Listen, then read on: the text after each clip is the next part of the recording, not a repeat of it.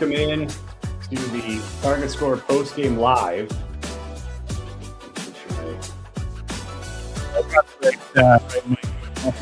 Score Postgame Live. Sea Bears drop another one to the Calgary Surge, 93-85. Don't look now, but look out for those Surge, I guess. Fifth win of the year, but fourth straight, and no slouch wins either, man. They've beat Vancouver back-to-back, home and away. And for them, I know the Sea Bears played a game in between, but they beat the Sea Bears back-to-back, the two top teams in the Western Conference. Calgary has taken care of. That's four straight wins, two at home, two on the road. As we take a look at the out-of-town scoreboard here, Vancouver, now with a tight one. Vancouver led by quite a bit here. I'm just going to check this box score real quick. I can't remember what the lead was. The biggest lead of the game was, 6-point lead. No, that's the wrong one here. 22-point lead that Vancouver had. Now they're up 5, 91-86 on Vancouver. Get an update as soon as that one's done. That one is in the fourth quarter. But, circling back here to this game, a tough one for the Sea Bears on the road, a 93-85 loss to Calgary, who has suddenly found some juice here, but I mean, the Sea Bears didn't do themselves any favors. Xavier Moon coming up in just a few minutes here. Stay with us for that interview. The technically newest Sea Bear, but kind of the first Sea Bear. We'll get into it though. It's a big day for Sea Bears. So there was an early win of the day. Sea Bears couldn't follow up with one on the scoreboard.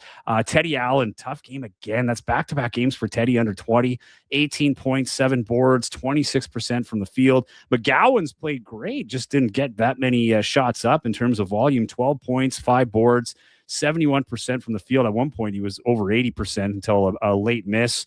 And just Calgary keeps on rolling, man. I mean, looking at their fourth straight win, 2 straight against Winnipeg. Miller Moore, what a rebound game for him. This is a guy who didn't play target time, right? Last game in Winnipeg and had a blow up with his coach. Kind of expected a rebound from him. And he's done. Yeah, he did just that. I thought he might even get the target score winner. I called that. I was short, but not the greatest thing. Not the greatest game for the Sea Bears. They had chances to win. It was a sloppy target time. I mean, fourth quarter again. We talked about the starts, but Sea Bears 8-0 run for Calgary, I should say, to start that fourth, and the Sea Bears didn't get their first point until 7:30 mark is when they got that first one on a foul shot. And there's that scary moment with Teddy Allen. He looks good. He went down. He was carried off the court, but he went back on, but didn't look quite the same. So looks like he'll be okay though. But was a scary scene nonetheless. They did make a bit of a game out of it. It was an 8-point loss for the Sea Bears, but it was a 14-point lead going into target time. So they're little bit of silver lining going in with that as we move forward. Here's a comment from XO204. I love the grit and grind during target time. Just a little bit short though. Follow up. I just wish we saw that kind of urgency throughout the game rather than just target time. Thanks for the comment, XO204. LOL WTF90. That's a great handle. Kyler is a defensive liability and has no offensive game outside of crashing the boards. That was coming to. This is a second part to. Cam was asking why no Kyler when JTT fouled out. He had 4 fouls, and he was just taken out for playing time. But yeah, nonetheless, I know people love Kyler, but crunch time is Mike Rainbow's got his guys, and they were playing urgent towards the end. But nonetheless, it was not the game that they were hoping for. Chance to have their franchise high 6th win on the road. They'll have to wait another day. Montreal's coming in on Sunday. I know why everybody's here, though. Let's get to it. We've got a special guest joining us here on the post-game show. I don't know how to introduce you, Xavier. I don't know if you're the newest Sea Bear or the oldest Sea Bear this season. You were the first signing announced. The hurdles have been cleared. I know that this has been tough on you. How did it feel to finally get it out of the way and get cleared? Oh, man. It's the craziest thing I've ever been through. So to finally get that termination, get that clearance, man, it felt great. And I can finally give the fans what they want to see. Yeah, well, going through this experience, I mean, how challenging was this when you look at your whole career? Not too often, you find yourself in this kind of situation. Before we went on air, we talked about it a little bit. We've seen it a little bit this year with different players, but have you ever gone through anything like this? I actually have, but it was a little bit different when we were in the bubble, the bubble year. I went through kind of the same scenario, but I was playing. I ended up playing, and I kind of dealt with the repercussions after that. So it's never been a situation where I sat out before, like while I was with the team, and then had to wait on like my letter of clearance or a termination from my other team. So a little bit different scenario, but kind of the same in a sense. How much were you sweating on this? Because, this game would have been your last game you were able to miss, right? You have to play Sunday and every game after that to be eligible for the playoffs. Was there a moment where you thought, maybe this just isn't going to work out? Yeah, I kind of got down to that last night. And then I got the news this morning, and it was just like a weight off my shoulders. Like I said, man, just giving the fans what they want to see. And obviously, I've been here ready to go, waiting to play. So yeah, it was like a weight off my shoulders. Okay, let's start with that. You're a late season addition, technically. I mean, we thought or mid-season, but it is what it is. For a guy coming into a new team, with 5 games left in the season, would you say this is the most prepared you could ever be for this situation, considering how many weeks you've been here and practicing with the team? 100%. I mean, I don't know how many games since I've been here, and I've been practicing with the team. I've been around the team, so I mean, I feel like I'm as prepared as I can be. Now all I got to do is just put the work in, like I've been doing. Well, you've seen the team play. The team on the road is not the same team as they are at home. You've seen that up close. Another loss tonight. What are you hoping to bring, immediately? Just I know your first game's at home, your first couple of games are at home, but what you've been witnessing, where do you see your opportunity here where you're like, man, I'm going to step in and this is where you're going to see my difference right away? Just that leadership role, whether it's vocally or leading by example. And then there's just my point guard presence. I feel like we're missing that sometimes down the stretch. Just getting guys involved, making sure we're getting guys in the right spot. And then obviously I can score the ball with the best of them. So both of those things will really help us down the stretch, whether we're at home or whether we're on the road. So I'm really looking forward to implement myself in the lineup and doing whatever I can to help us win these last couple of games going into the playoffs. I know you were hoping to be in this one, but you're watching it from back home in Winnipeg. What did you see in this one? I mean, I know it was a bit of a slog fest there towards the end, particularly in the fourth quarter, but what did you see? I mean, I saw some bright moments where we're playing great on defense. So that's a message that I gave the guys this morning when I sent my message. Just trying to hang our hats on playing defense because we know we can score the ball with the best of them. And it's pretty much not going to be any different going down the stretch. Just playing defense, man, and then just making sure we're sharing the ball on offense and making it easy for everybody else. Yeah, how difficult is it to be sitting back watching a game like this, especially when today particularly? Was it a little more difficult today just knowing that you are cleared, you can play, but can't be with your team? 100%. Today was very difficult because I knew I could play. And if I would have got the clearance last night, then I probably would have played today because I probably would have flew myself out to play the game tonight. But yeah, it's difficult to watch. But I mean, for me, it's also like I know where I fit in. I know what I can bring. So I'm just looking forward to that. Looking at the situation that you had here. I mean, I know a lot of people were looking for that clearance, right? Like it was the FIBA thing, the Russian Federation. I mean, how much back and forth was going on through this? Was this just you sitting and waiting, or was there like administrative stuff? Like, how difficult was this to get to this point? Pretty difficult, to be honest. I haven't spoke to my Russian team at all since I left, and they just decided to bring this up or accuse me of doing something that I didn't do or breaching my contract or whatever the case was, and I haven't done that because I haven't played. So I just been going back and forth with my agent and trying to let him handle it before I stepped in. But I mean, obviously he got it done, and I probably would have liked it to be done a lot sooner than now. But I'm just happy that it's out the way and I can play on Sunday. So we had a guest host a couple weeks ago. So on the Target Score Weekly podcast here in Winnipeg, we had our colleague in Vancouver join the show, and we were talking about the scenario of you coming back and how he put it. I know it's after dark here, but I'm not going to use the word just in case there's children listening. But he goes, he's going to be shot out of an effing cannon when he gets out there. Do you feel that way? Like, how much pent up energy is there right now? I definitely feel like that. Like I haven't played in a month. I just been working out So it's definitely gonna feel like that when I get on the court too. I mean, it's just knowing the type of player I am. So yeah, I'm definitely gonna be shot out of a cannon. So you've, we've been over your resume pregame show, pretty much every show. Everybody knows the background that you bring here, right? Three-time MVP, two-time champion. Um, when you look at those teams in Edmonton, those championship teams, do you see any similarities that you found key to those Edmonton teams that you're seeing in this squad here? Quite a few actually. I don't feel like there's any egos. I feel like everybody plays for each other. I feel like we're just missing that one piece to like help us get over that hump. And obviously, I've done it. So for me, it's just the experience part, where a lot of guys probably didn't play in the league, or just don't have that experience of playing in championship games. I feel like that's the one thing that I can really bring. So, like I said, I'm just ready to get on the court, man, and implement myself in the way that I need to. So what's the most important thing for you in that first game to establish for yourself? As you said, you haven't played in a month. It's been a lot of practice here, but when you get onto the floor, like what do you need to do to get yourself comfortable early? And just be myself. Like I'm not gonna do nothing that I don't normally do. I'm not a rookie. Like I've been doing this for a while, so kind of ease into the game. Obviously, let the game come to me, but also being assertive, and that's whether I'm scoring or whether I'm getting guys involved. So just making sure that my presence is felt regardless of what I'm doing on the court. And when the opportunity comes, put the ball in the hole. 5 games left in the season, so you could say too the fun thing is that you're here at the most fun part of the season, right? And you're fresh, so 5 games of regular season. I'm sure part of that will also just be working in your rhythm in a game situation with new teammates.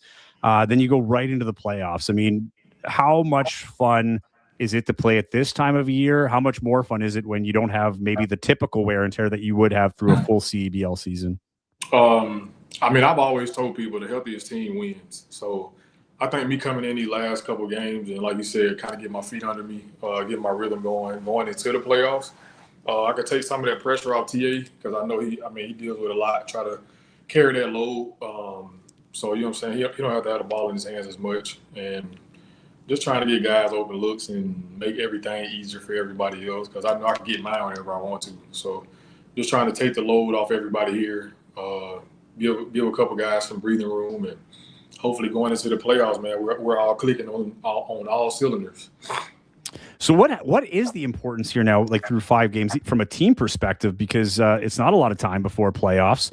It's a bit of a different structure this year. So there's no championship weekend. Last year, there was the bye. It was a totally different vibe. But this year, it's a true playoff format in the sense that highest seed gets home court advantage. What do you need to do in these last 5 games? You've already clinched. Clearly, you're jockeying for playoff position. But what needs to be done in these last 5 games when you've already clinched? Now we just have to steadily get better every game. And I sent them a message this morning and just said we can't have any regression game to game. We got to make sure that we're constantly getting better at what we need to get better at.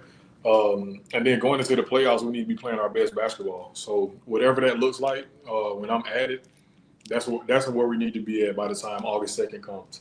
And I feel like we had an opportunity to do that. Like you said, we got 5 home games left. Well, we got 5 games left. 4 of those games are at home. So I think that'll be a huge part in us trying to build this chemistry going down the stretch. And then once the playoff comes, we should already be at our best selves.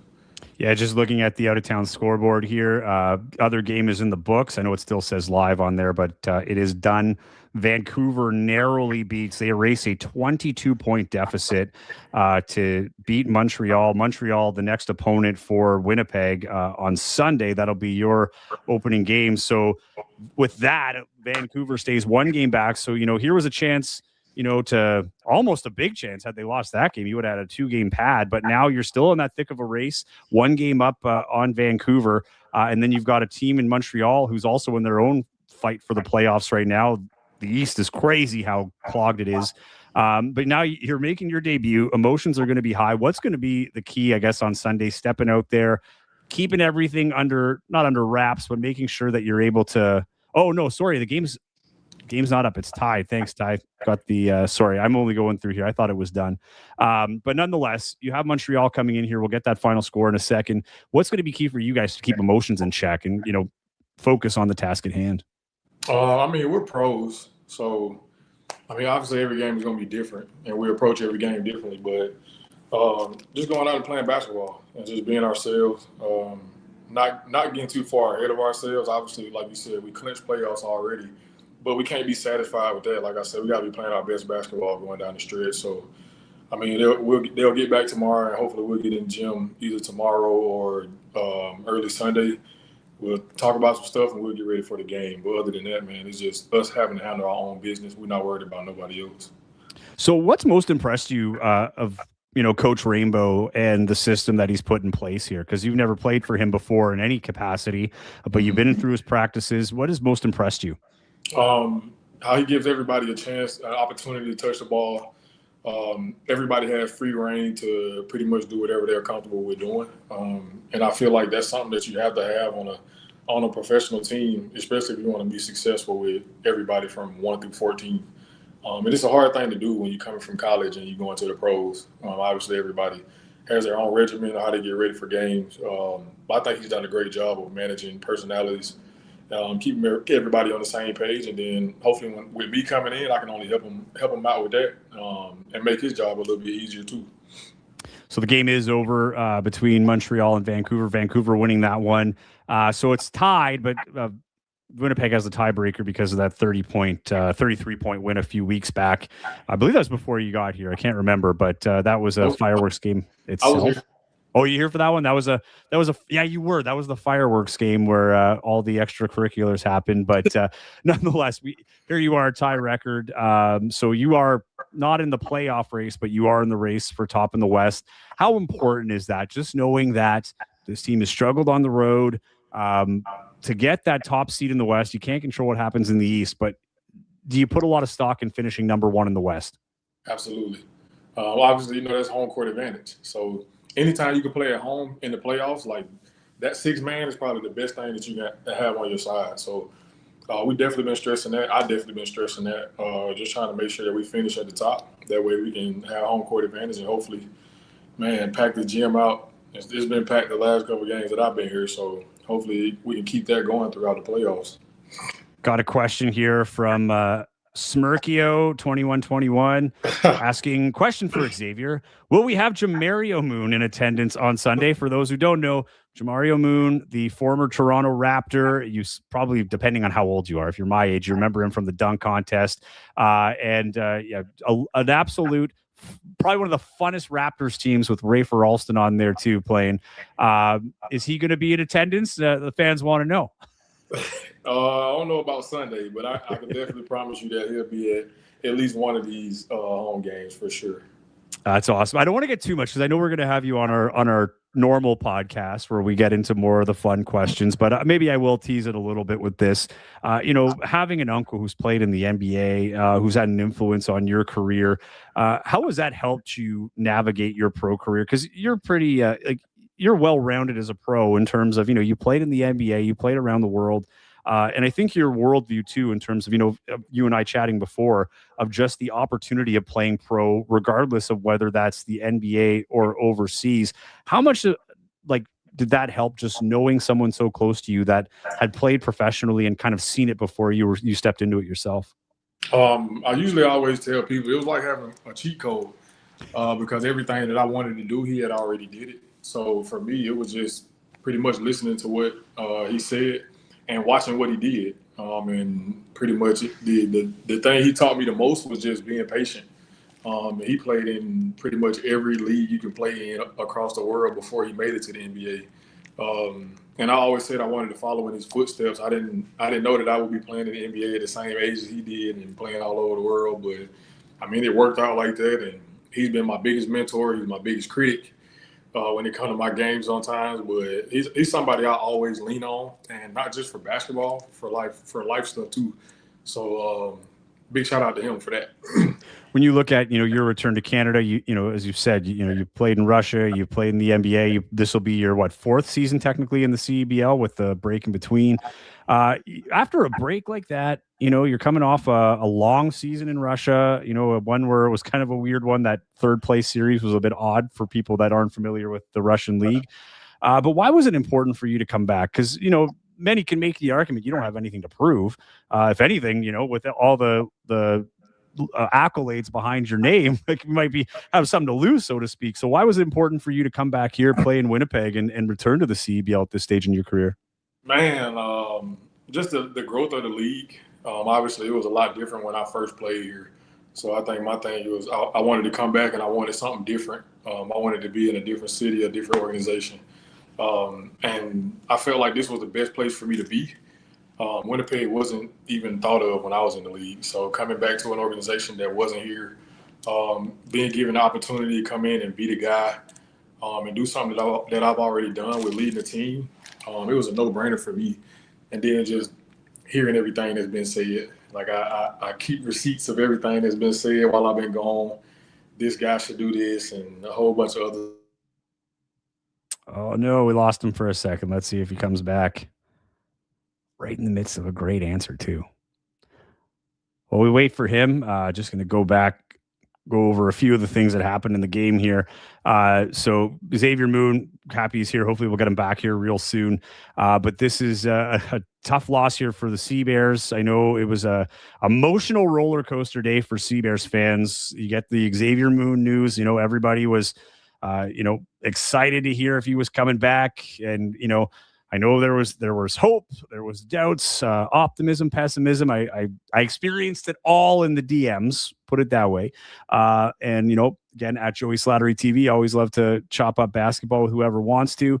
If you're not following already, at Target Score Pod is the Instagram for Target Score, and you're watching here on YouTube, Target Score Podcast. But yeah, it's been an emotional roller coaster of a day.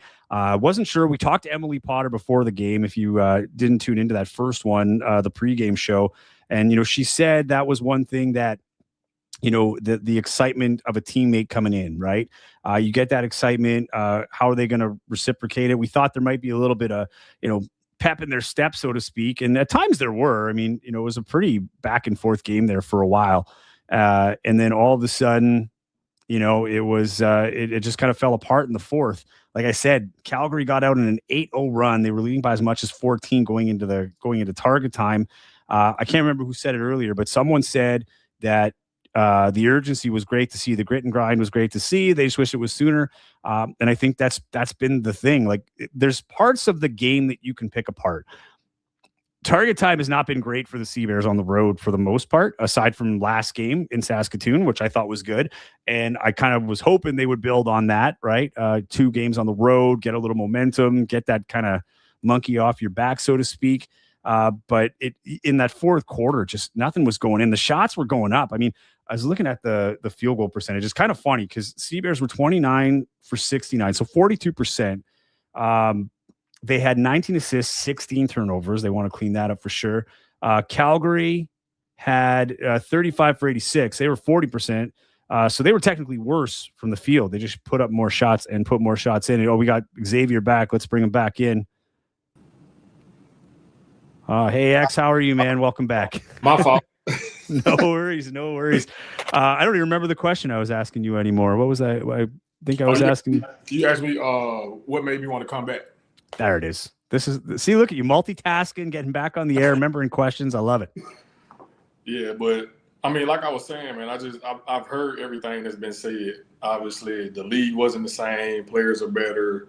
The grass isn't greener. The X should be changed to a K. Like I've heard all that. So it's like, in a sense, I don't have nothing to prove, and I'm gonna play like that. But at the same time, it's like don't do that.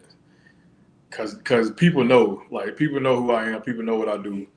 But when I feel like you playing with my name, then I got to do something about it. So that was like my whole reason for wanting to come back. Is that your competitive drive? Like how much do you look into those comments and whether it be articles, pundits like myself, like people that are talking, like how much do you listen to that? And what's the healthy balance of listening, but like also tuning out what you don't need to? Is it selective or do you just take it all in stride? The crazy part is I don't even listen to it, but when it's being sent to me, and now I gotta see it, then it's like okay, like now I'll play into it. But yeah, I'm definitely as competitive as they come. So when I feel like something is being said about me, and the people that's saying it know me and know what I'm about, then yeah, like I feel like I gotta make sure that they feel me. Is it more of a challenge going to a new team? Like, I know it would be totally different from when you played. Like, for instance, you played with Jordan Baker. He's now the head coach and general manager of the Stingers. But was there any added value to you as a competitor to come to a team that hasn't even won a playoff game yet in their first 4 years of existence? Absolutely. Absolutely. Because I feel like I could change the narrative. Like, I feel like I'm one of those players that can change the narrative. And like I said, I have the playoff and championship pedigree. So me bringing that to a team that's never been a part of that, it makes it a lot different. So, like I said, I just wanted something new, and I felt like this was the place for me to be. And the fans have embraced me even before me even stepping on the court. So I feel like it's only right for me to give that back to the fans, and I'm gonna do that on Sunday and then the next couple games coming up. I know you've played around. You've had your face. You were the face of the league, the original face of the CEBL during the first few years. But when you walk by a professional, like Big Four type arena, like an NHL arena, in an atmosphere that kind of feels closer to the NBA than probably the CEBL, and you see that that banner, it's you and Teddy's face up there as like the marketing thing. Does it feel a little bigger here? Absolutely. Even just being at like the other sport games, the NHL, the Jets game, the Bombers game, I feel like the fans here really get behind the sports teams. And then just being in the arena, obviously I haven't played, but I can feel the energy. And they really give us like a lot of energy going into these games, and they probably not helped us win a lot of games too that we probably shouldn't have won. But it's a huge difference being here because, like you said, it feels like an NBA arena, and I've been telling my people the same thing. Like, it feels like an NBA game, especially when it's a great game going on, back and forth, back and forth. It really feels like an NBA game. The other person on that poster is Teddy Allen, and Teddy is the Xavier Moon of Winnipeg. Because there's a whole generation of fans here that are now become diehard CBL fans that are excited to see you play. As the kind of the legend of pre-Winnipeg is very Xavier Moon dominant, but everybody's big question is, and this isn't just exclusive to you. It happened when Justin Wright Foreman was coming in before Teddy was released. How do two players of that high caliber coexist? I'll let you answer that question. You've seen him play. You played with him in practice. You know him as an individual now. How do you two coexist in a way that makes this team better? I mean, it's easy. People don't understand. You wouldn't understand unless you were in it. But for me, that's my job. My job is to manage personalities. My job is to make guys better. My job is to get guys the ball where they want it. And for me, I could fit in anywhere. And that was kind of my pitch to Mike, to David, to Lex. I don't need the ball in my hands to be a factor. You can put me in anywhere. I can play with anybody. So for me, it's just, hey, you want to run the show, run the show. You want to be Batman, I'll be Robin. And when I need to be Batman, I can do the same thing. So for me, it's not an ego thing for me. I know who I am. I'm not trying to prove who I am, but I'm trying to win basketball games. And whatever player I need to be that night, that's what player I'll be. Like, if I need to score 30, I'll do that. If not, then I'll do something else. But for me, it's not me against him, or I'm 1A, he's 1B. It's not that. Like, we're on the same team. And my job is to just make his easier. And I feel like I'm going to make everybody's job easier. What about managing emotions? When the game gets tight, and here you are coming in at crunch time, and in 5 games from now, it'll be the playoffs. Spot is clinched, but this is a team that doesn't, outside of a few players like, Jeremiah Tillman Jr. has won a championship in this league. And I believe Trey McGowan's has some playoff experience in this league. But, for a team that, and a fan base at that, and I know the energy sometimes can run through the fans, through the players.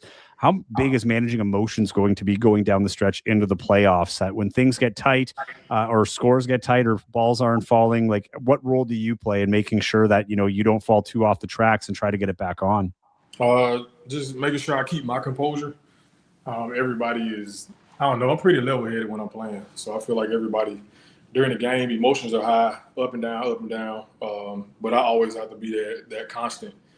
Whether shots are falling or whether we're making everything. For me, I've been doing it for a long time now. So it's kind of second nature for me. Just making sure everybody's poised, Like, and I play my game and I do what I need to do and I facilitate and I manage the game. Yeah, like that's kind of what I get paid to do. So I'm just do my job. How difficult was it just recently, right? I mean, just before you get announced that you're cleared, Trey Scott released for an opportunity in Europe. I know you guys were training a little bit these last few days, but another guy with NBA experience, like I'm sure you were looking forward to playing with him. How difficult is it going to be to kind of fill the role that he had coming off the bench, considering he started a few Right. games in the NBA? I mean, it's gonna be tough. That's been my guy since we played together in the Clippers organization. So we've been knowing each other for a while. And I honestly tried to get him to stay, but obviously he got other things to handle. A big loss to our team, but now that's when somebody else had to step up. And luckily I'm being added. So hopefully I can help with that, and then everybody else just step up and play a different type of role. And looking at the guys that you have, I mean, because it's an array of guys, and I don't believe when you played there was the youth sports like the Canadian University connection, but you've got guys like Mason Krause who like just a few months ago was playing university basketball at the University of Manitoba, Simon Hildebrand who is had a stellar CBL career considering this is his first true pro year starting this summer. But how much different is this situation from past situations in terms of the age and the guys that you're playing with? Because you're playing with guys with NBA experience, you're playing with veterans, but you're also playing with very fresh, very green players too. It's not too different. I've played with younger guys, I played with older guys. So I feel like it's not too much of a difference. We had youth sport when I was playing too, but I think the difference with that when I first played, we only had 3 Americans, and I think now we can have like 5. I think so. That right there is a lot different because it gives you a little bit more help. But as far as like the youth sport, like I love the idea of those guys getting these reps, whether they go back to school or whether they go on to play professional somewhere else. I feel like that's a huge thing for Canadian basketball. So I'm happy that they get that opportunity. And you've taken advantage of the opportunity to help them. Do you feel like, well, we'll start with that. How important is it for you to stay back with these guys? I mean, as someone who's privy to go to these practice, I often see you with one of them, whether it's, Ramogi Njagudi or, Mason or whoever. But the U Sports guys that, are getting the extra work in with you, do you take that pride, or is that just them, ICX shooting, so I'm going to join them? Like, like in that mentorship, how much is that mentorship and how much do you value that? I mean, it comes with my job. And as I gotten older, like I've kind of like taken more hold of that because that's something that I want to do. Obviously giving the knowledge because I've gained so much knowledge over the last couple of years. And it's like, why be selfish? Like, why not just spread this knowledge to these younger guys and let them know, like, what I've done, where I've been, how I got there. And then, obviously, anytime they want to work with me, like, yeah, you can hop on the court. Like, I told them that when I first got here. If you see me working out and you want to work out, just hop in. Like, I'm not going to say no. Like, it's like everybody want to put the work in. Everybody trying to get to a certain level. And whatever question you got for me, ask. It ain't got to be about basketball. It can be about life. Whatever the case is, mortgage, credit, any of that. Like I'm an open book. So for me, it's like, I don't know, guys look at it. The first thing they look at is, oh, he played in the NBA. Yeah, I did, but it's so much more to my career than just when I played in the NBA. Like I learned a lot there, but I've done so many other things than just playing in the NBA. So if you got any questions, like especially when you first starting off, like ask me. And even like when the season is over and we all go our separate ways, like if you need me, like just hit my phone. So when you look at, the NBA, because now that you've gone through it, this is kind of a two-part question. How did the NBA, like, how is Xavier post NBA's game change from pre NBA? And what did you learn from the NBA, whether that be on or off the court, whether that be about yourself, about the industry? Like, what did you take away from that, and how has it changed you as a player? Man, on the court, complete 360.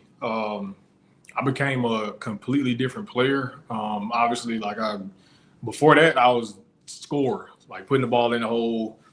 And I got to the NBA, and obviously you have to play a role in the NBA. So with that, like I learned to do a lot of different things that I didn't even know I was capable of doing, to be honest with you, because I never was put in those situations. So on the court, like I grew as a player.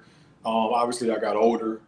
I matured I learned so much in those 3 years I was in the NBA.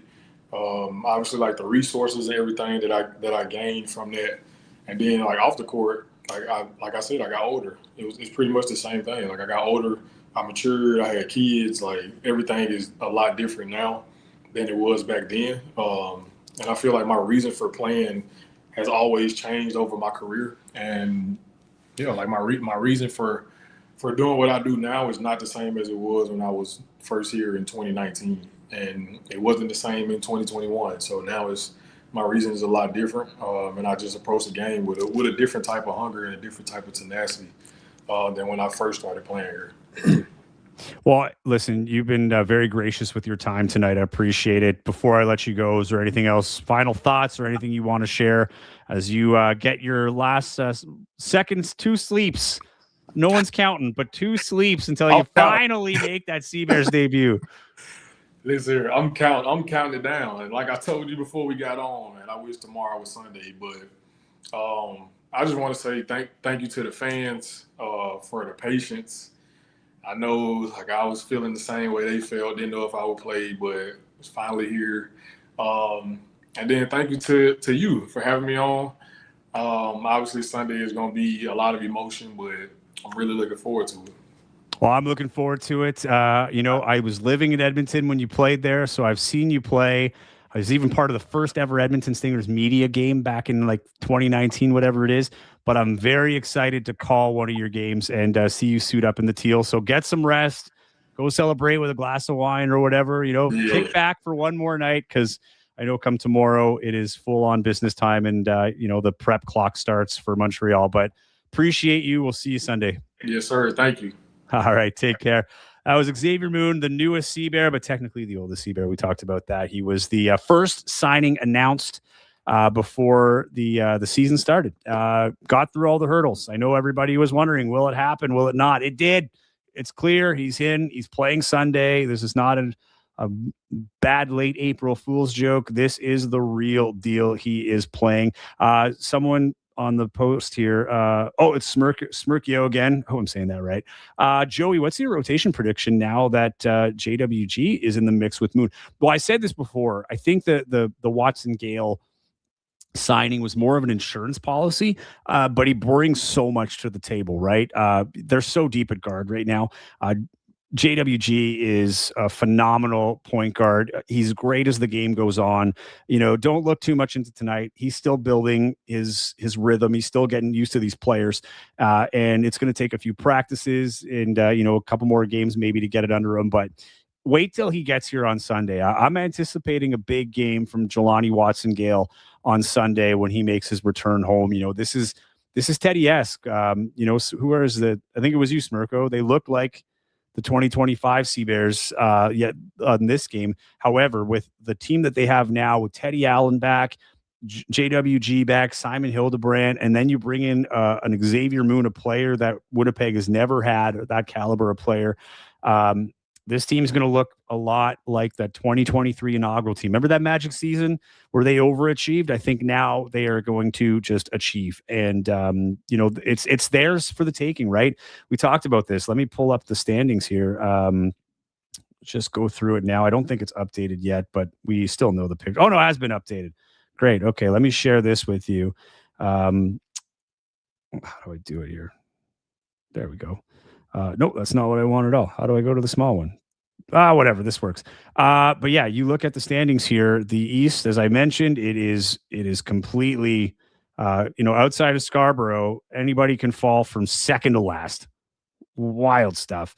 Montreal lost an opportunity there tonight. Looked like they were going to get a win, which would have catapulted them to at least third. I don't even know. Definitely over the Blackjacks, but that's going to be a dogfight right down to the end. But then when you look at the standings here, Winnipeg narrowly in first place. It's a same record. That blowout helps a ton on Vancouver, that 33-point win at home. And look at that point differential, though, plus 159. Like, this team has been playing great offensively while also holding it down defensively. Again, that away record continues to haunt them, 5-6. They're 3-2 in the last 5 games, as are the Bandits. And as I keep saying with this league, you really can't take anything for granted. Like it's the kind of thing that you can get comfortable and you think like, okay, great. Like, okay, we got some space on, on Vancouver, whatever the case may be, or, oh, they're slumping. But like one or two games could totally shift things around. So you got to keep your pedal to the metal. It's too short of a season. I always say it's more like football in terms of, good night, Moon. I love it. Thanks, Arlo. And that's awesome. And yeah, Tyler, the fourth quarter in this one, they ran out of gas. We'll get back to that in a second. But yeah, no, this is, I don't even know what I was talking about before, but I get caught up in these comments. But no, this is a team that I feel like they feel like that 2020 three team, but they've got a little bit more depth this time.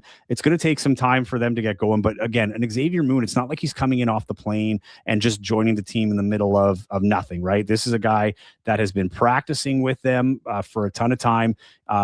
They just got to keep focused. He said that it's the focus. He's been talking with these guys well before the season started.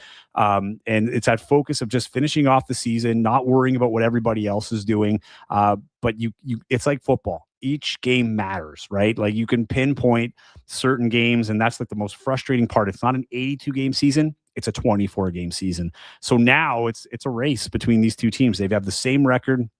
I think Winnipeg has more home games left. I think there's only 2 home games left for Vancouver, including the last one of the year against Winnipeg in Vancouver. They play each other twice. So let's not get comfortable here because they have to play Vancouver, the Sea Bears, on Sunday. And then they got a few days off before they host Vancouver on the Thursday. Last time they played Vancouver and Winnipeg, it was wild. That's the Kyle Julius game. Gets a suspension. He's still there as GM, but there's a new coach. And there's probably a little bit of vengeance for the guys that are still there that were there that first game, right? So I don't anticipate a 33-point blowout. But what a statement it would be if they do blow them out by 30 plus points, right? So, but you got to take care of business, particularly at home. It's gone really well at home, minus that Calgary game. But now we're learning Calgary's not a joke. Calgary is playing their butts off. They're playing with belief. They're having fun. They're playing with no stress. Again, they've won 4 straight after not winning any through the first 10 games. And now they've won 2 against. So they won 4 games. Home and away against Vancouver, away and home against Winnipeg. So, I think the worst part is I think Calgary has the tiebreaker. I'm not mistaken. That makes sense. Anyway, regardless, hopefully Winnipeg doesn't make a legacy run while the other team falls back. It's impossible. Winnipeg is going to finish ahead of Calgary, but I just don't think it's a team you want to play in the playoffs right now after those last 2 games. Maybe you do. Maybe you're a little frustrated and you're going to carry that back with you, right? So, but again, just kind of circling back to that game to wrap this all up. Teddy Allen, again, just struggling. He did have that. He went down early in that fourth quarter, didn't look good. He did come back. That's a huge bright spot. But yeah, Tillman again got into foul trouble. This is a thing that continues to plague Tillman Jr. is the fouls and being able to stay on the floor.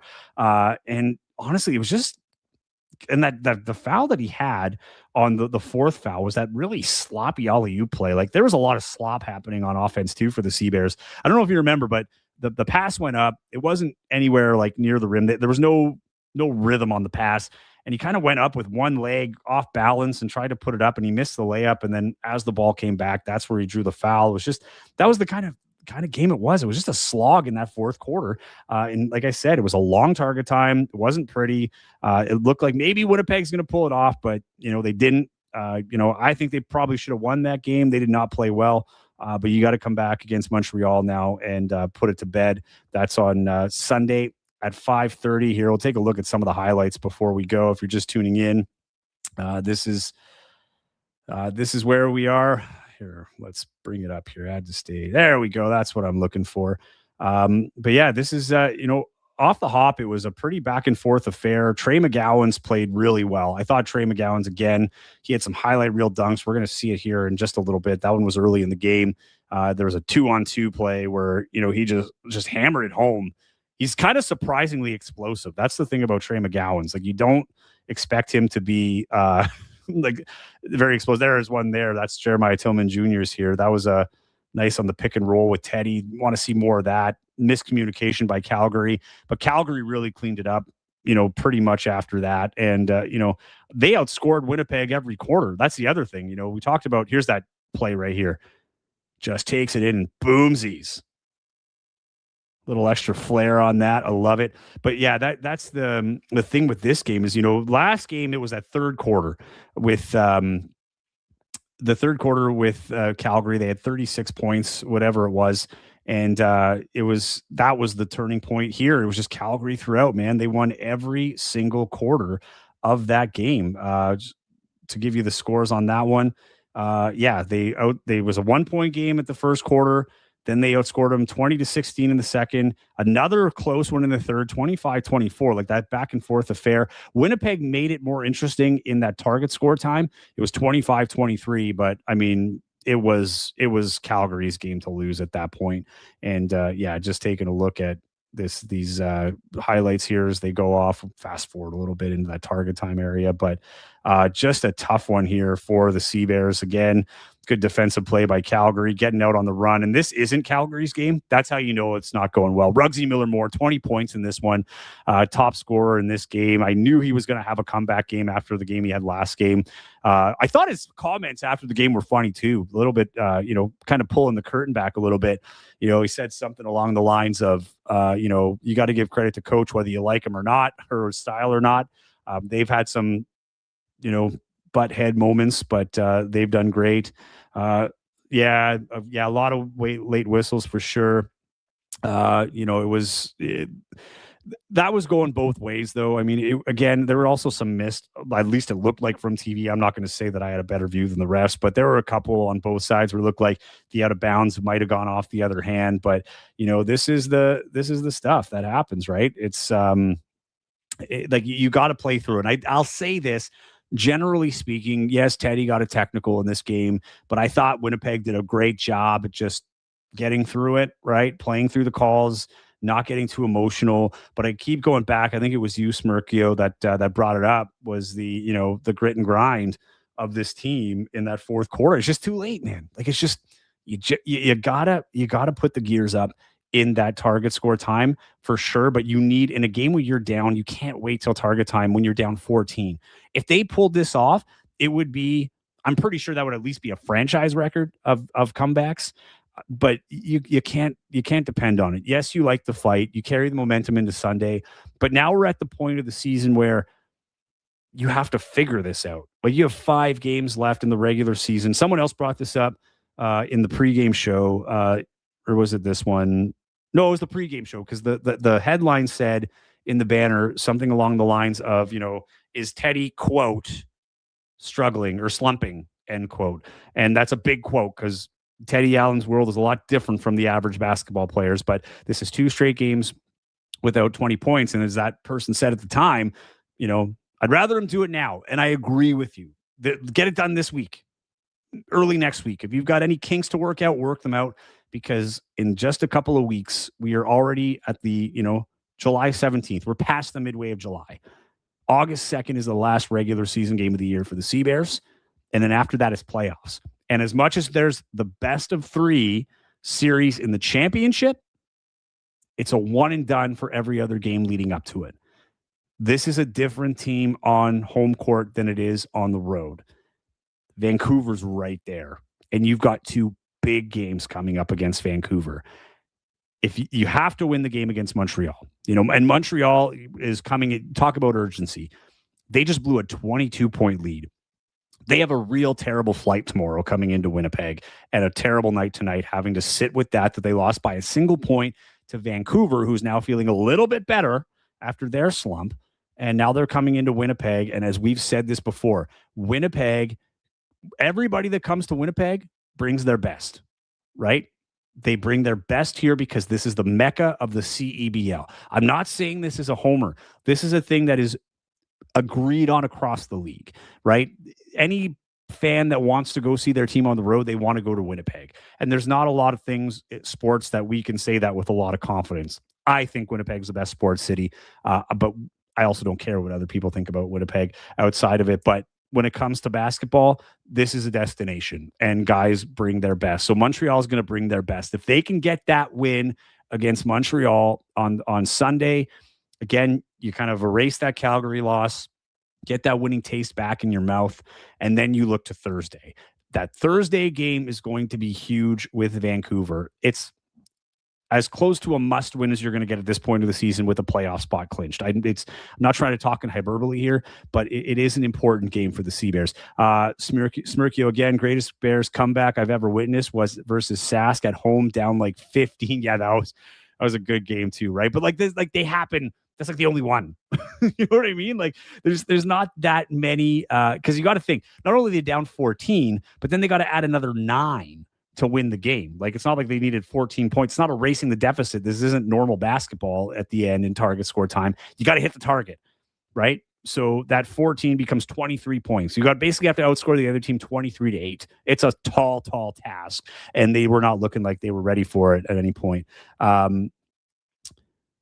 So this is Tyler. Correct me if I'm wrong, but Tyler's bringing up the is this the Vancouver game? The 22-point lead for Montreal. It was 10 points going into target time. Kudos to Vancouver for pulling that off. That's not an easy thing to do.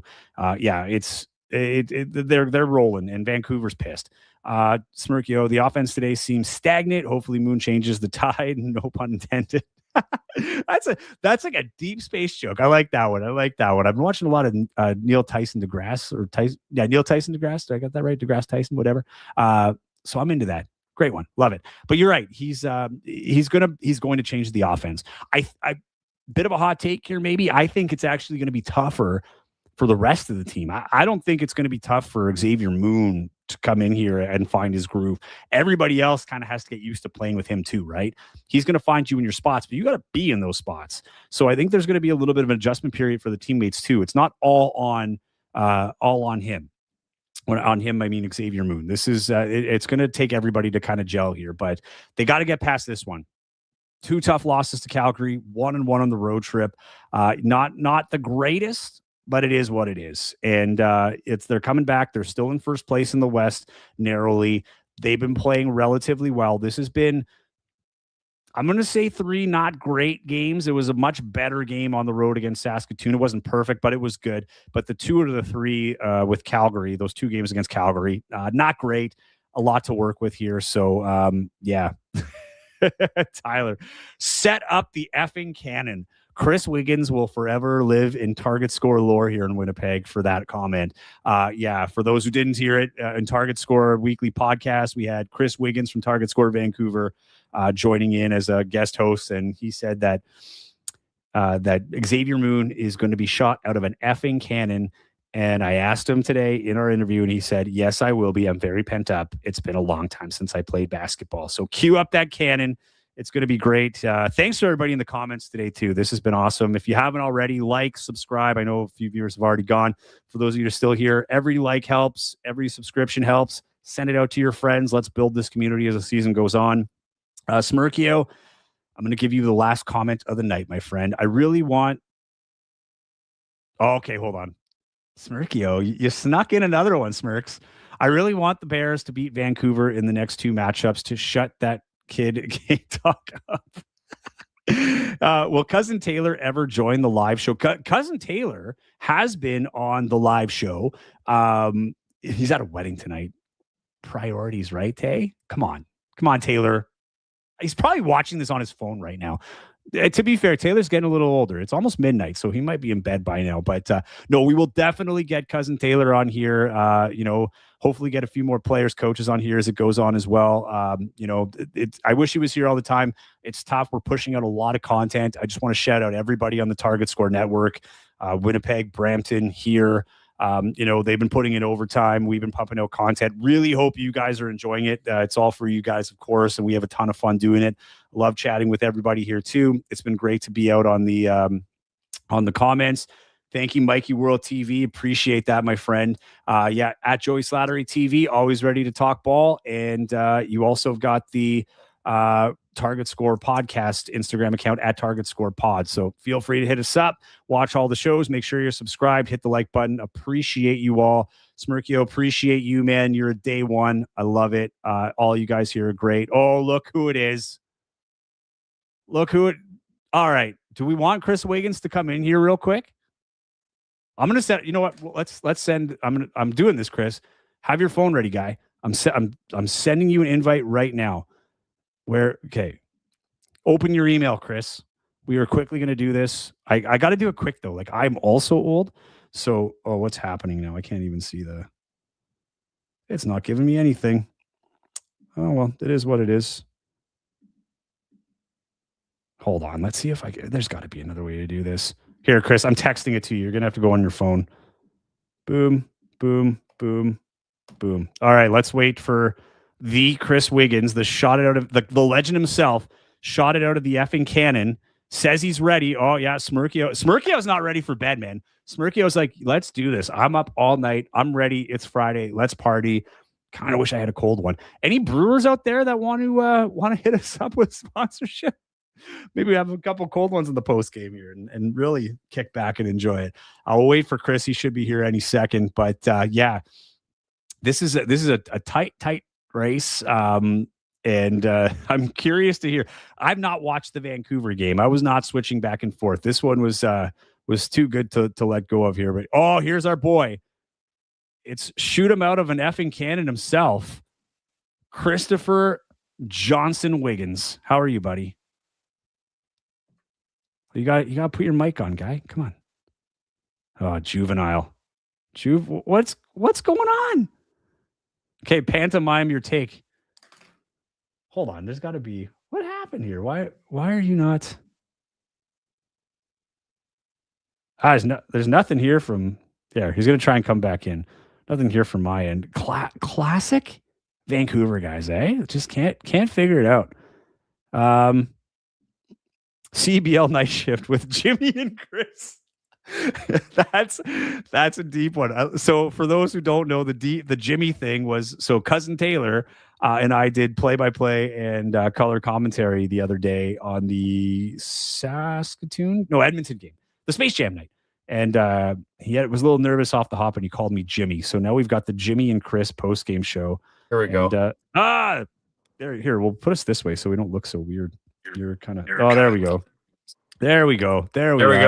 Chris Wiggins, welcome. What's happening? Buddy. Well, wow, what a night in the CBL. How about that? This has been crazy, dude. It's been an emotional roller coaster in Winnipeg from the big news of Xavier Moon, who was on this show. Yes, I saw. Was on here for like a half an hour. It was awesome. Great guy. Was he shot out of a fucking cannon? There it is. Okay, couldn't wait till midnight, but close enough. We've been talking about that all night. I asked him about that, actually. I asked him about if he's going to be shot out of an effing cannon. Some of us like to make sure the children that are listening up late aren't evilly influenced, but you guys work different in Vancouver. You're a little loose with the language. Hey, we used to have Kyle Julius as our head coach. Well, okay, let's not get too deep into the Julius library of comments there. But hey, man, fill us in because none of us, I think, watched this game. So if you can fill us in, because 22-point lead is what I've read, 10-point lead at target time, and a 1-point win, and now the Vancouver Bandits neck and neck with the Sea Bears. Yeah, I mean, if you didn't watch 96% of that basketball game, you didn't miss much. It wasn't very pretty for Vancouver fans. But yeah, 22 at one point.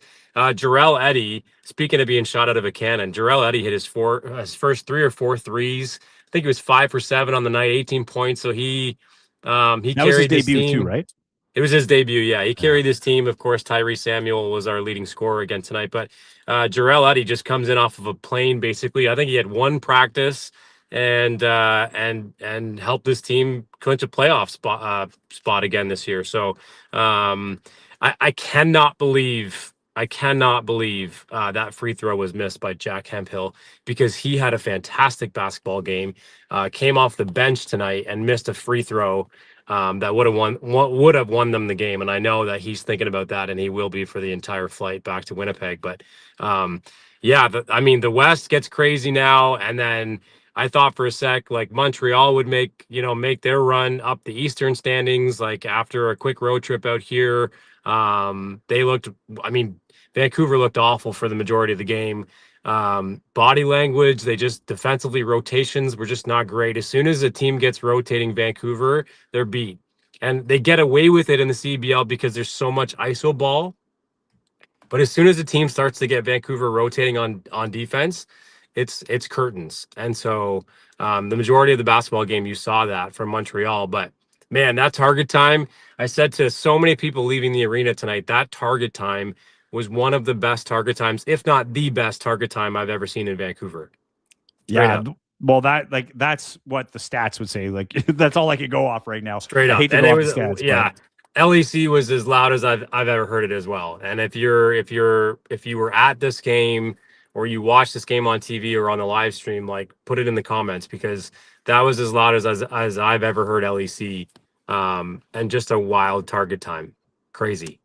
Yeah, this is a comment from earlier, and there was another one. I can't find it, but there was someone else I was asking if this was the clincher, and it was. The Vancouver has clinched a playoff spot. Yeah. And I love this one. LOL WTF 90. Vancouver continues to stack talent with former NBA guys. Jarrell Eddy, instant impact in his first game. You were just talking about that. Yeah. Yeah. And then this was a good one too. I wanted to get to this one earlier from Smirkio. We need EJ Anasike back. I don't think he's coming. Jelani Watson-Gale is about as deep as we're going to go with that 2023 team here in Winnipeg. But yeah, Tyler Penner. So Chris, I don't know if you know Tyler Penner, but he's stats extraordinaire here in the CBL in Winnipeg. And he's going to just flood us with up-to-date stats as we go along here. There you go. He's got to change from Tyler Penner's stat 27 to Stat Guy Ty. Yeah, there you go. Start calling it Stat Guy Ty. Stat Guy Ty. Stat Guy Ty. Stat Guy Ty. Stat Guy Ty. Who's the other guy that you were reading comments from? He seems to be very active on this show. Oh, Smirkio. Who's Smirkio? I want to meet Smirkio. Yo, Smirkio. Vividly remember trading Jarrell Eddy in NBA 2K. Yeah, that's the best. This is what's great. The CBL's got all these NBA guys now. We should probably have a CBL level in NBA 2K. I think that would be great. You know how like the NHL did that, where you could have like different leagues or what. We got to get CBL and NBA 2K. That'd be sick. So Smirkio's at day one. He gave me a shout out early before he came on as a season 1 guy. But today's like his first day really coming out in the comments, and I encourage this. Cam has been quiet. Cam might have gone to bed. He's another guy who's really active on here too. You missed my comment. I told you to go to bed. That was my first comment. I think you missed that one. And then you saw my Vancouver recap comment. Oh, here you go. Look at you. He comes on last minute and he starts getting some love here. All right, I'll take Chris Wiggins, the GOAT. Love it. I'm just seeing the time counter on this podcast. You've been doing this for a minute here. Holy, what a long show. Yeah, well, it was ending until I crashed it. I legit had the outro queued, ready to go. But since what happened in Calgary, dude? Okay, here's the thing: Winnipeg, is Calgary going to make the playoffs? I hope they do. It would be. I kind of hope they do. Here's the. It'd be a miracle if they do. They won't. I'd be shocked if they do, because they're still like here. I'm going to pull up the stats the standings while we're on. I hope they do. While we're on the phone here. This isn't the phone, but you know what I mean. I'm literally sitting in LEC parking lot still. I haven't even got home yet. Actually, I'm going to bring that up. This is a great time. Where is it? It was my favorite one that I meant to bring up. Of course, it came from Smirkio. I'll let you read that while I'm. This is what it feels like to be. We're getting the speedometer view. Oh yeah, yes. This is what you get. Yeah, this is what it's like to be. My car hit just over 100,000 kilometers this week. Very special moment. Oh, congratulations, man! That's really cool. I never get to that because I lease my vehicles now. Oh wow. Yeah. Well, when I owned, I got over 100, and then poop hit the fan, as they say. But here's the standings, dude. So this is what I mean by Calgary. They made it would be awesome, but like they're still 2 games back of Edmonton. They've won 4 games straight. Okay. So that's the other thing. It's like at some point, like how many can they string together? And they have to string together like at this point almost have to win out, and unless there's like a major fallback. Where's the if I told you 7 games into the season when Calgary was 0-7 that on July 17th, they would be 2 games back of Edmonton. Like, would you have believed me? Oh yeah, no, totally. Like 100%. Like all of a sudden they're 2 games back after being 0-10. Weren't they 0-11? Yeah, yeah, 0-10, but fair. But this is the thing, though. We talked about this in the pregame show too. Like Niagara and Calgary are the team in the finals last year. It's kind of weird they had slow starts. I think this is more like in tune with the teams that they are. Yeah. I worry it's too little, too late. So now this is their first of 3 or 4 games. 4 games at home. So they got Saskatoon next. They play you guys on Tuesday. And then which you guys could take first play, or there's a Sunday game. Sorry, scratch that. Then they play Edmonton. This July 24th game might be huge. They have back to back with Edmonton. This 2-game set will decide it right here. I agree. 24th and 26th, the home and home. I agree. And then the season, I think, even though they have 2 games left, that's probably where the season's made or broken for either team. Agree. But even then, let's just say if it's as stands, if they win these 2, they're just even with Edmonton. They would have the tiebreaker, though. So, yeah. And then the Niagara game, Niagara's going to be in a similar position because they're in second right now, but they were in last like 2 days ago. Yeah. The East is messed up. But, yeah, no, it's wild, dude. Like, it's not impossible, but, like, I'm being realistic. I don't think they do it. If Calgary makes the playoffs, what happens to Jordan Baker? Nothing. I don't think Jordan Baker's in any kind of hot seat. No. It's and he's the president. He should be the commissioner of the league, to be honest. Agreed. Yeah, I'm on that one. I asked him about that. Actually, he just kind of did. You? What did he say? He just kind of shook his head. He was like, "Oh, yeah, like, I don't think so." Man. He's like, "I don't want that job." Just to get back to quickly before I forget, because I often forget what I'm going to say to people. Coach Rands walked by me kind of at the end of the basketball game, like after people had left the arena. It was a little quieter, and he was like, "Do I have any more grays in my beard?" And I was like, "Yeah, you have a ton more gray in your beard." And also, please beat Calgary. Like, why can we not beat Calgary? And then he said, "It's interesting you say that because there are guys on our coaching staff that have been here. I think it's their second year here that have never beat Calgary." Their second year through Vancouver on the coaching staff, and they've never beat Calgary. I'm like, man, beat Calgary. Dude, Calgary, they're on something right now. Like this is, but here's the thing, dude. We talked about this in the pregame show too, but they have nothing to lose. Like I know they're playing so free for sure. The home game for Winnipeg on Sunday that they lost on national TV, that was a trap game. National TV, feeling good about yourselves, undefeated at home.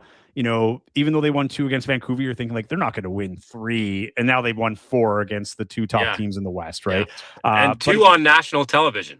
Yeah, totally. And they also beat Brampton. They beat big teams. This is why I'm like, you almost hope if you're a fan of either Vancouver or Winnipeg, you don't want to face Calgary. You're hoping Edmonton pulls this off. Yeah. I think at this point in the season, you'd rather play Edmonton because Vancouver does not want to play Calgary in the playoffs. No. Well, I don't think Winnipeg does right now either. Now, let's be frank. Xavier Moon comes into the lineup on Sunday. Yeah, that's going to change some things. And you missed this too, but Teddy Allen went down and he was carried off the floor, but he did come back a few minutes later. So, who also went down tonight? Nathan Rourke. Really? First drive of the night, Nathan Rourke goes down on his collarbone. Like he's in a sling for the rest of the game. Yeah. And I don't know if he's going to be out long term. Farhan Lalji said that it's sounding like he might not be out long term, but like if it's anywhere close to a broken collarbone and he's out multiple games, like our season that was already, when I say our season, I work for the BC Lions, our season is already hanging in the balance. And if he misses 1 game, that we're done. Toast. Yeah. Toast. Okay. Taylor Allen will also say that. Well, he will agree with me. You missed it. We had our Bombers guy as co-host for the pregame show, Darren Bombing. And so he does the postgame show for the Bombers on Bonfire. Great dude. So that's why Tyler's like, hey, you need DB in here right now. Canadian Sports Night shift with Jimmy and Chris and DB. There we go. So I don't know if you know this, Chris, but the reason why he's saying Jimmy was because Taylor Allen was doing color commentary with me. It was his first time ever doing it. I think he was a little nervous off the top. So my wife thought she heard Jimmy, but he's pretty convinced. And that's what I thought I heard too. I think he said Jewy, but it came off like Jimmy. Like Jewy Slattery. Yeah, he fumbled it, so he hasn't lived it down. So we've got that's hilarious. We should just all start calling you Jimmy now. I like it. That guy tied with that one. That guy Ty. And Jimmy can never not be. Vancouver does not want to play. I think the only team Vancouver wants to play in the playoffs is Edmonton. I don't know if they want to play you either.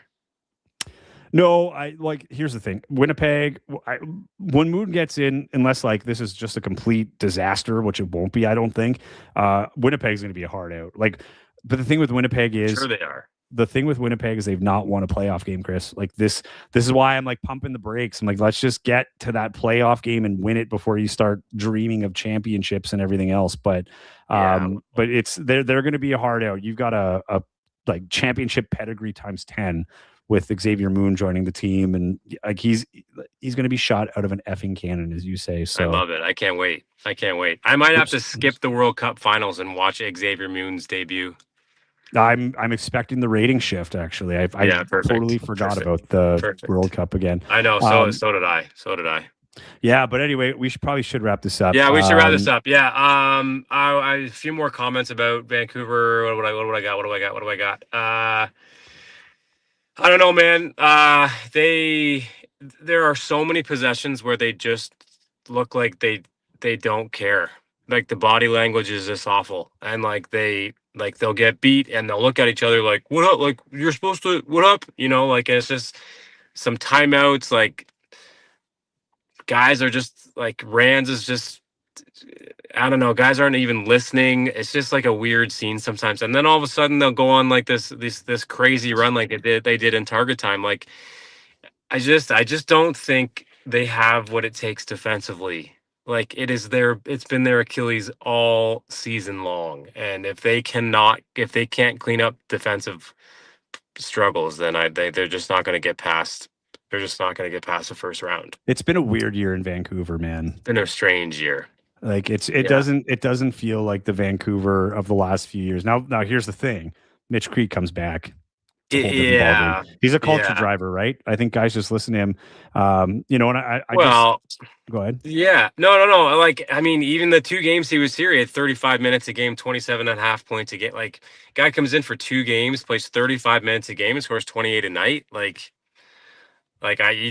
Fans and players here are praying he comes back. Like that would make a massive difference. I'm kind of on the train of like not believing it until he's on the floor. Yeah. We know all about that in Winnipeg. Yeah, yes, you do. I was talking to one coach earlier today, and even he was saying, he's like, I'll believe it when I see it. Like when Moon steps on the floor. Exactly. I'll believe it when I see Mitch Creek back. I think he has said he's coming back. But like the guy is seeing family for the first time in forever. He's home for a bit, for the first time in forever. Like, who knows? Maybe things change once he's been around his family for a bit. But like, I think that's going to be the difference maker for them. And unless Jarrell Eddy continues to play the way he played tonight, and if they can clean some things up defensively and start, holding each other accountable and not complaining or not, not having shitty body language or whatever the case may be. The first time I saw Rands angry tonight for Rands is typically very level-headed. He's not he doesn't get, as heated as Kyle Julius did in the past. But tonight there was a timeout I was listening in on, and he basically was like, nobody speak. Shut the cannon up. Shut the cannon up. Thank you. Shut the cannon up.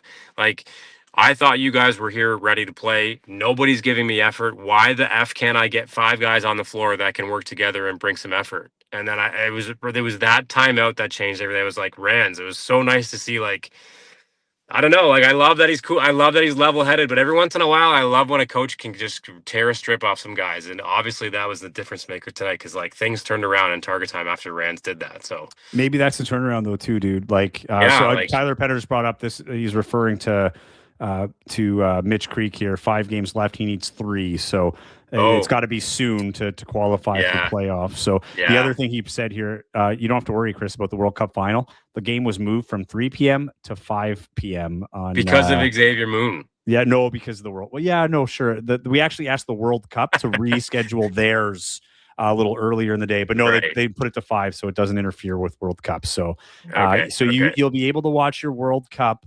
And then you'll be able to. I really don't. I really don't care about the World Cup. Yeah, I know I'll watch it just because I should watch it, but I mean, Spain or Argentina, who cares? Yeah, I said the whole thing about this tournament. Who cares? Yeah, yeah, fair enough. Fair enough. Winnipeg, it like really wasn't that big of a deal. It's so funny. Like, we see the stories from Vancouver and Toronto, and I talk to my friends in both cities. It's like, oh yeah, it's like crazy. I'm like, here, I'm like, I saw like 2 hats. Like, I don't know. It's like, it's cool and everything. It's been different out here to see downtown Vancouver, and we've only been out here for 5 years, so I haven't really, I wasn't here for 2010 when the games were here, but like everybody keeps saying, it's like it's on par with the Olympic Games out here, and it was pretty damn cool to be downtown for a lot of those games.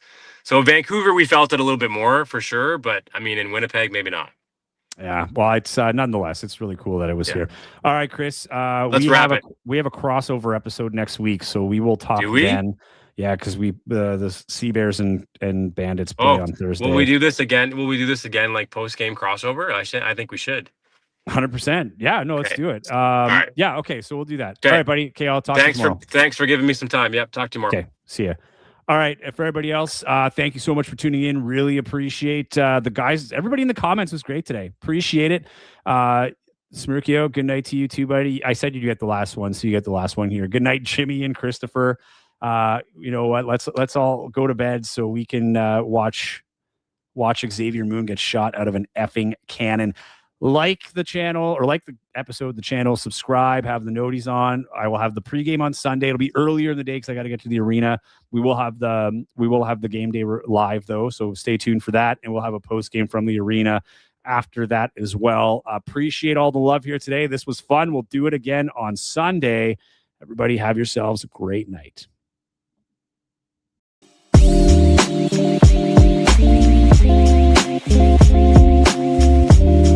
Thank you.